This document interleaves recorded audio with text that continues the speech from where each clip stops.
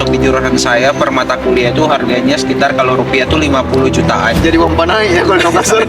Jadi kesini mungkin culture shocknya nggak sebanyak waktu di Amerika. Oh, I see. Tapi waktu di Australia mungkin culture kemarin juga dapat pacar orang dari Cina. Oh, really? Halo guys, welcome back to my channel bersama saya Zuhair dan kembali lagi di YouTube channel saya tentunya membahas tentang hal-hal unik atau hal-hal yang luar biasa. Dan kali ini saya tidak sendiri, saya ditemani oleh saudara Ikram. Halo, saudara Ikram.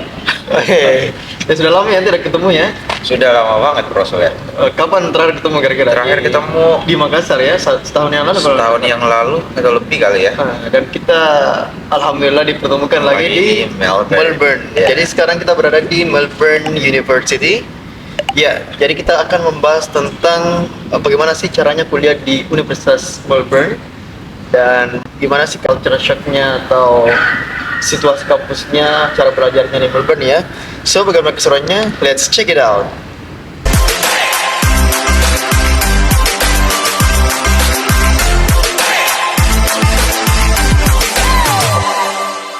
Ya, seperti yang saya katakan bahwasanya kita akan membahas tentang bagaimana sih kehidupan di kampus Universitas Melbourne ya. Sebelum kita mulai, kita bakal kenalan dulu dengan teman kita, yaitu Saudara Ikram. Kira-kira siapa namanya, mungkin nama atau akrab dipanggil dengan siapa, dan kesehariannya seperti apa di kampus. Ya, time is yours. Oke. Jadi perkenalkan ya teman-teman, nama saya Andi Kramanas. Tapi kalau di Makassar emang dipanggilnya Ikrom karena ketemunya sama Sul. Di Makassar dipanggil Ikrom. Tapi kalau di luar Makassar, baik di Jakarta, pokoknya di luar Makassar, di Australia ataupun di negara lain, aku dipanggilnya Andi. Andy, or Andy. Andy, yeah. In Australia, we call it as Andy. Yeah. So people call me Andy here. Okay. So that's easy, I guess. It's so much Ikram, easier for them. Yeah. Because Ikram is Indonesian name. Andy is similar to like Australian name. I don't know. Yeah. It's cool name, right? Oh, that's good. Ya, jadi di Melbourne ini kuliah sudah berapa lama mereka? Jadi sekarang sudah masuk tahun kedua. Jadi akan wisuda tahun ini bulan Desember. Wow, bulan Desember. Jadi sedikit lagi ya? Iya, dikit lagi cari kerja. Sudah sangat lama ya di sini ya, sudah 2 tahunan ya di Univ Melbourne.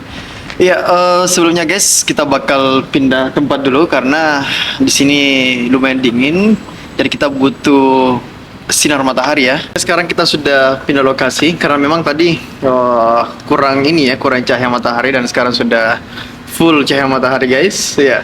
Dan ya berhubung tentang kuliah tadi sudah 2 tahun dan kalau boleh tahu di sini kuliahnya itu mandiri atau pakai beasiswa Bro Ikram? Di Melbourne University ini kebetulan saya pakai program beasiswa LPDP. Jadi itu program beasiswa dari pemerintah Indonesia. Wow, keren. Itu dapatnya kapan? Dari tahun berapa? Waktu pengumuman saya diterima kalau nggak salah ingat itu 2023, oke. 2024 awal tahun tuh baru berangkat ke sini. Oh, sekitar akhir Februari baru mulai kuliah. Berarti 2 tahun yang lalu ya? 2 tahun yang lalu diterima beasiswanya, berangkatnya tahun lalu. Jadi itu memangnya pertama kali ke Australia atau pernah ke Australia atau gimana Bro Ikram? Dan kira-kira waktu datang pertama kali bagaimana perasaannya Bro Ikram waktu sampai di Australia? Apakah dapat culture shock di kuliah di sini? Atau bagaimana? Atau bahkan sedih karena meninggalkan Indonesia ya? Bener, ini waktu tahun lalu, waktu Februari 2024, itu pertama kalinya saya datang ke Australia. Oke. Jadi mungkin ada beberapa culture shock kali ya. Oke, beberapa culture shock ya. Iya, tapi sebenarnya sebelumnya udah pernah kuliah exchange juga di Amerika. Jadi mungkin... saya lihat di Instagramnya Bro Ikram ya. Sebelumnya saya sudah stalking ya Bro Ikram ya. Jadi karena waktu itu udah ke Amerika mungkin ya, ikut student exchange untuk beberapa bulan. Jadi kesini mungkin culture shocknya nggak sebanyak waktu di Amerika. Oh, I see. Tapi waktu di Australia mungkin culture shocknya di sini tuh banyak banget orang Cina. Oke. Terutama di jurusan saya, Applied Linguistics. Oke. Jurusannya Applied Ya, Linguistics. jurusan saya Applied Linguistics di UniMelt. Dan mungkin kebetulan program itu lumayan populer untuk mahasiswa dari Cina. Jadi di sini ternyata belajar bahasa Inggris itu menurut saya pribadi nggak cukup. Karena saya dikelilingi banyak orang dari Tiongkok atau Taiwan atau negara-negara lain. Kan international student ya, bro ya? Iya, betul. Jadi saya juga akhir tahun lalu mulai belajar bahasa Mandarin biar bisa lebih bersosialisasi juga sama teman-teman kelas yang dari Cina dan mungkin negara-negara lain juga.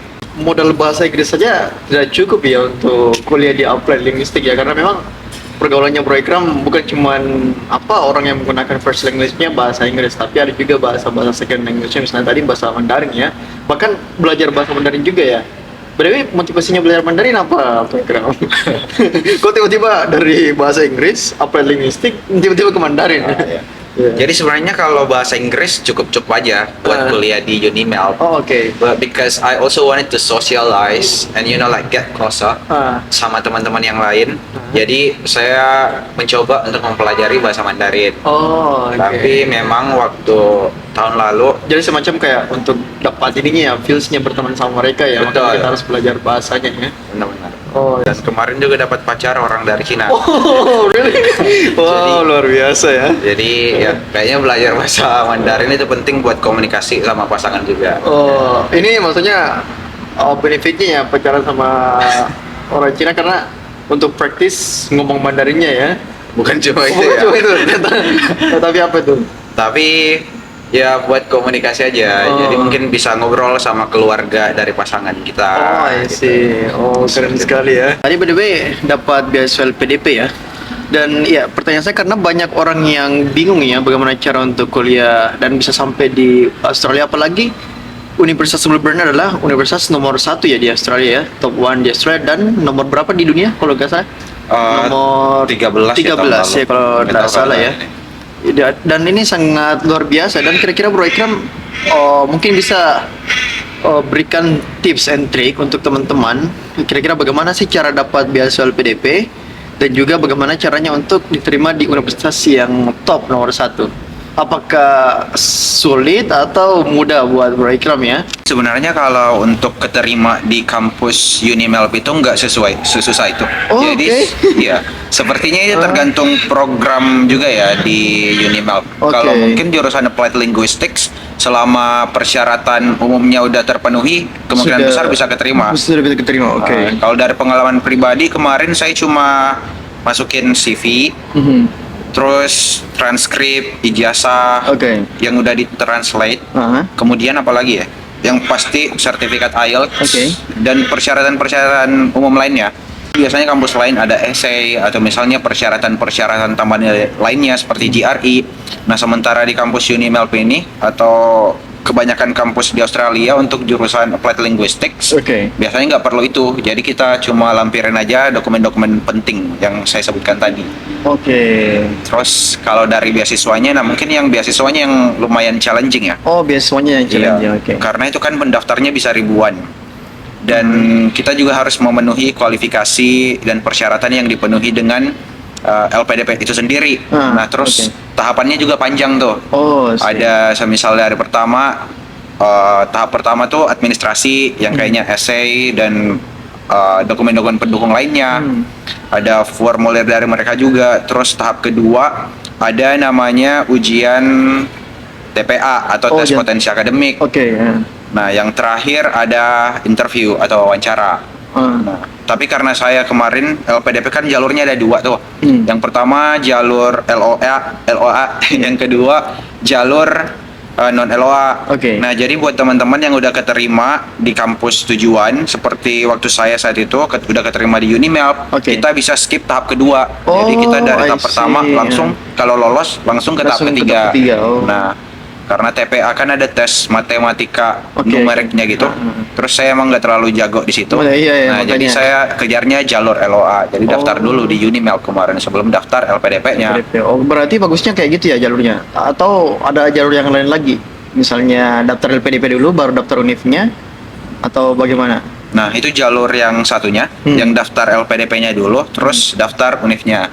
tapi harus melewati ketiga tahap itu. Oh, I see. Nah, mungkin kelebihannya buat teman-teman yang daftar jalur non LOA yang belum keterima, teman-teman bisa pilih sampai 3 universitas. Oh, I see. Terus Jadi- nanti kalau udah keterima LPDP, teman-teman bisa daftar di ketiga universitas itu. Nah, nanti bisa teman-teman pilih yang teman-teman keterima di kampusnya dan atau yang paling bagus peringkatnya contohnya untuk program teman-teman.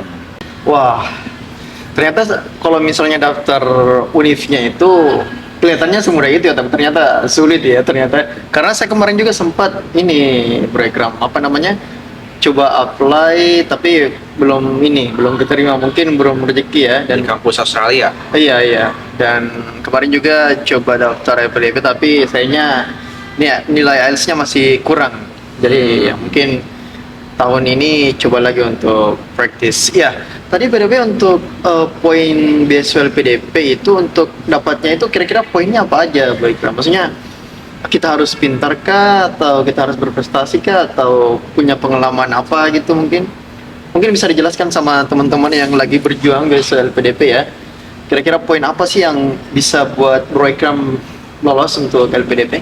Jadi sebenarnya enggak juga sih. Soalnya banyak juga penerima beasiswa LPDP yang mereka tuh yang GPA-nya nggak harus tinggi, yang nggak harus aktif organisasi sana sini. Soalnya mungkin kebetulan saya emang sukanya ini ya ikut organisasi, Ikut organisasi, oke. karena untuk pengembangan diri dan lain-lain. Kita pun kemarin ketemunya pertama kali di komunitas ya. Iya, komunitas bahasa asing. Bahasa ya, asing kemarin. luar biasa. Nah, jadi yang mungkin yang harus ditekankan tuh di LPDP tentang kontribusi teman-teman nanti. Oke. Nah, setelah lulus ngapain? Apa sih impact yang bisa dibawa ke Indonesia? Oke. Tapi bukan hanya kita jelasin impact yang akan kita bawa, tapi apa yang udah kita kerjain Oh, apa yang kita sejauh sudah- ini, Oh, dan I apa see. yang saat ini kita lakukan juga, Ah. dan kedepannya gimana, harus ada korelasinya. Oke. Kan nggak mungkin misal tiba-tiba kita mau misalnya give impact, Impact, kepada ya. sektor ini, Oke, sementara sampai sejauh ini kita belum pernah ada ngelakuin pergerakan sama sekali. Oh, oke. Nah, semisal waktu di essay saya kemarin tuh saya jelasin saya ingin jadi dosen di kampus saya ketika selesai kuliah. Oke. Nah, gimana sih cara meyakinkan mereka? Nah, saya jelasin waktu itu pada saat saya ngelamar, saat itu saya udah jadi asisten dosen. Oh, Nah, itu kan baik. giving an example. Ah. Kalau semisal saya itu kemungkinan besar dan akan berkontribusi kembali kepada kampus saya dengan versi yang Iya, lebih baik yang lagi, lebih baik. karena kita udah belajar di sini kan 2 tahun. Tentu saja keilmuannya juga jadi lebih banyak, pengalamannya lebih banyak yang bisa kita ajarkan ke mahasiswa kita nanti gitu. Oke. So, bukan cuma purpose-nya yang kita sampaikan ya, tapi apa yang sudah kita lewati sebelumnya juga kita sampaikan, bahwasanya progres kita sudah sampai di mana dan kenapa mau sampai ke sana ya. Saya tadi penasaran tentang culture shock yang ada di ini ya, mungkin di kampus atau di mana ya, atau mungkin bedanya ini Bro Ikram. Kira-kira bedanya kuliah di Indonesia dan kuliah di Australia itu apa, khususnya di Universitas Melbourne ya, dan di kampus Bro Ikram yang kemarin waktu di Indonesia. Kira-kira perbedaannya gimana aja? Oke. Jadi mungkin saya bandinginnya waktu kuliah S1 di Indonesia terus S2-nya di Unimelb kali ya. Oke. Jadi waktu di Indonesia kita tuh kelasnya dari semester 1 sampai selesai, most of the time tuh teman kelasnya sama gitu loh. Kalau di kampus saya ya. kelasnya sama, oke. Mungkin kalau di kampus lain di Indonesia beda, tapi di kampus S1 saya kayak gitu. Sementara di sini kita tiap kelas tuh teman kelasnya bisa aja beda. Jadi semisal waktu semester 1 saya sekelas sama orang nih. Oke. Terus di semester 2, 3, 4 itu nggak sekelas sama dia sama sekali. Itu Padahal kenapa? Biasanya kenapa? Emang di random gitu atau? Aha. Jadi itu tergantung mata kuliah yang kita ambil Oh, sebenarnya. mata kuliah yang kita ambil. Jadi mata kuliah yang kita ambil mungkin bisa aja beda tiap semester. Tapi walaupun sama, kemungkinan buat sekelasnya juga ada. Buat nggak sekelasnya maksudnya. Jadi semisal saya ambil kuliah Language Curriculum Design semester ini. Oke. Dan teman saya juga ambil mata kuliah yang sama. Banyak banget teman saya yang ambil kuliah mata kuliah itu juga di semester yang sama. Tapi kita nggak sekelas karena kita mungkin pilihnya hari yang berbeda. Terus yang pengajarnya juga beda. Oke. Jadi kita nggak sekelas sama mereka. Jadi bisa aja kita itu tiap kelas orang-orangnya beda terus. Bicara tentang kuliah Bro Ikram, kira-kira lebih sulit mana? Kuliah di Indonesia atau kuliah di sini? Iya, ini tentang kesulitan ya. Jadi menurut saya jauh lebih susah kuliah di sini ya, Oh, kenapa tuh? di Unimel, karena sebenarnya tugasnya nggak sebanyak waktu S1. Oh, tugasnya berarti sedikit ya? Lumayan lah kalau Lumayan, dibandingin oke. waktu Ya. kuliah S1, nggak sebanyak dulu kan, karena mata kuliahnya juga nggak sebanyak waktu kita S1. Nah di sini tiap semester saya cuma ambil 4 mata kuliah, 4 mata kuliah, oke. dan karena saat ini semester akhir jadi kita cuma bisa pilih 3 mata Jadi kuliah sekarang sudah jadi senior ya di sini senior. ya? Tapi tugas-tugasnya lumayan susah-susah ya menurut saya. Tiap Oke. orang beda. Nah, tapi waktu di S1 untuk dapat nilai A itu nggak sesusah itu ya. Tapi di sini untuk dapat nilai yang bagus, kayak nilai yang sempurna tuh jauh lebih susah. Jauh lebih sulit, oke. Nah, jadi tantangannya banyak juga. Terus kadang-kadang sering begadang juga ngerjain tugas, kayak balancing social life sama academic life. Menurut saya itu nggak semudah itu juga. Oke. Jadi lumayan challenging menurut saya kuliah Tapi di sini. sekarang lagi skripsian atau gimana? Sekarang saya karena udah semester akhir di Unimelp itu kita bisa pilih Oh. mau lulus dengan skripsi atau enggak, Oh, oke. tesis atau enggak. Nah, saya pilihnya jalur project. Jalur project. Jadi itu beda dengan skripsi atau penelitian. Oh, oke. Jadi bisa gitu ya, bisa pilih ya? Iya, bisa pilih. Sangat keren ya. Iya. Oke, kenapa pilih yang project bukan yang skripsi? Nah, nah, karena sebenarnya ada persyaratannya buat ambil jalur tesis juga. Nah, jalur tesis itu ada kayak minimal nilainya. Jadi kalau nggak sampai nilai minimal itu kita emang nggak bisa pilih untuk jalur itu. Oke. Nah, jadi karena nilai saya nggak setinggi itu juga ya di Unimelp ya. Oh, iya. Nah, jadi saya pilihnya bukan pilih sih, saya harus harus, ya. ya, Mau harus tidak mau pilih. ya. Mau tidak mau, harus Keren project. banget. Tapi walaupun di project itu juga kita belajar banyak hal juga tentang Oke. penelitian juga, banyak sih. Tidak sesimpel itu ya kerja ini ya, kerja tugasnya di sini ya. Benar-benar. Sangat berat, mulai dari mental, kesehatan dan dan lain-lain ya. Ya, PDB untuk kalau misalnya kita mengulang satu mata kuliahnya itu di sini bagaimana program? Kira-kira berapa harganya tuh satu mata kuliah atau satu SKS ya gimana? Nah, jadi kan kita untuk yang S2 tuh mostly kita ada 4 mata kuliah nih Oke. per semester. Oke. Nah, jadi kalau semisal nilai kita itu nggak bagus atau fail, Aha. itu kita harus mengulang di semester berikutnya contohnya. Oke. Dan itu kalau nggak salah, untuk di jurusan saya per mata kuliah itu harganya sekitar kalau rupiah tuh 50 jutaan. Wow, 50 juta. Oh my god. Nah, jadi kalau kita nih yang lewat jalur beasiswa, kita nggak ada Iya, pilihan, iya, iya. harus nilainya bagus lah ya, Bagus. harus Oh. bagus. Nah, jadi kalau kita mengulang itu nggak di cover lagi sama Beasiswa LPDP. Jadi kita harus pakai biaya pribadi. Nanti susah juga misalnya ngurus visa mungkin kali ya, karena Oke. kita kan visanya ada expire-nya juga. Hmm. Jadi kita harus mungkin urus visanya juga bakal ribet di belakang. Oke. Cari uangnya juga susah. Oh. Jadi kita emang harus dapat at least nilai minimal untuk lolos ya dari mata kuliah tersebut biar nggak fail ya. biar tidak fail. Karena kalau fail satu mata kuliah itu 50 juta guys ya. Sekitar 50 juta. Jadi kalau bayangin dua 100 dua, juta. udah Wah. 100 juta. Dan ini ada berapa mata kuliah dalam satu semesternya biasanya? Satu semester itu 4 mata kuliah 4 biasanya. mata kuliah. Kecuali oke. yang semester akhir kayak sekarang saya nih Hmm. ada 3 mata ada 3 kuliah. mata kuliah. Oke.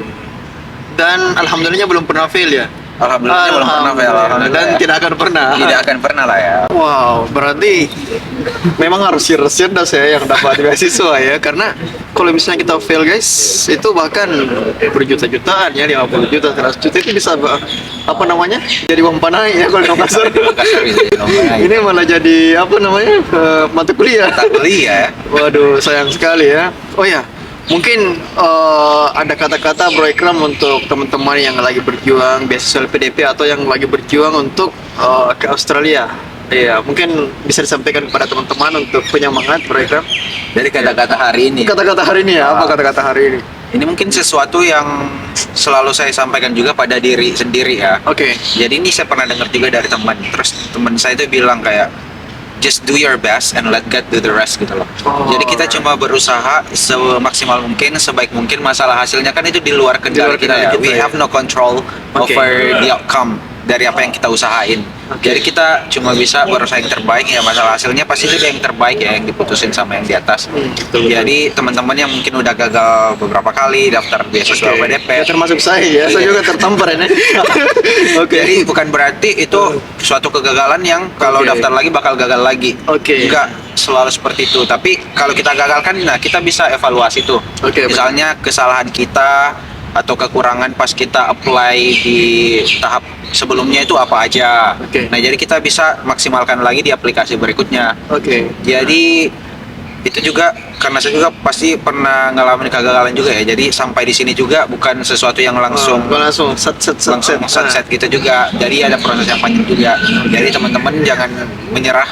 Ya, terus yang penting juga sih kayak mungkin we need to surround ourselves dengan orang-orang juga yang punya visi misi yang kurang lebih sama kali ya. Oke. Karena lingkungan kita itu juga yang benar-benar bisa mendorong kita untuk tetap semangat. Oh iya, betul.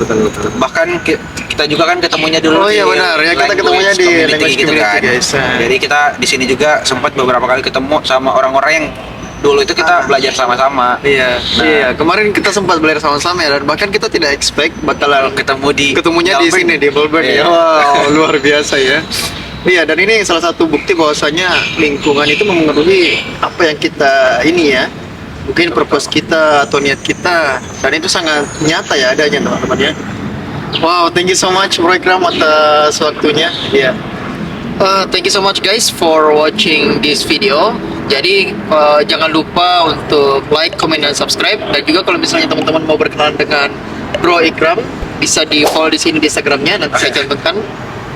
Oke, jangan lupa di follow ya, atau mau DM juga bisa di Bro Ikram ya. Ya, thank you so much guys. So see you for the next video, dan jangan lupa subscribe ya, dan nyalakan lonceng notifnya karena nantinya saya juga bakal share-share informasi-informasi menarik lainnya. Karena kedepannya nanti saya bakal tanyain orang-orang yang luar biasa kayak Bro Ikram dan juga orang-orang unik lainnya ya. So see you for the next video. Maksudnya kita harus pintar kah, atau kita harus berprestasi kah, atau punya pengalaman apa gitu mungkin bisa dijelaskan sama teman-teman yang lagi berjuang beasiswa LPDP ya. Kira-kira poin apa sih yang bisa buat Bro Ikram lolos untuk LPDP? Ini kameranya emang ada kita berdua nih. Iya, langsung silakan. Jadi sebenarnya nggak harus yang pinter-pinter banget juga. Oke. Nggak harus yang misalnya GPA-nya 4,0 atau 3,8. Karena kan Bro Ikram kemarin punya banyak pengalaman ya. Anggaplah keliling dunia atau banyak kegiatan-kegiatan exchange. Jadi makanya kayak mudah gitu ya, atau bagaimana Bro Ikram ya? Sebenarnya nggak juga sih. Oh, enggak juga ya? Soalnya banyak banget yang penerima LPDP yang mereka tuh pengalamannya mungkin nggak sebanyak saya juga. Oke. Sombong. Tidak apa-apa Bro Ikram. Oke, lanjut. Nanti gue cut.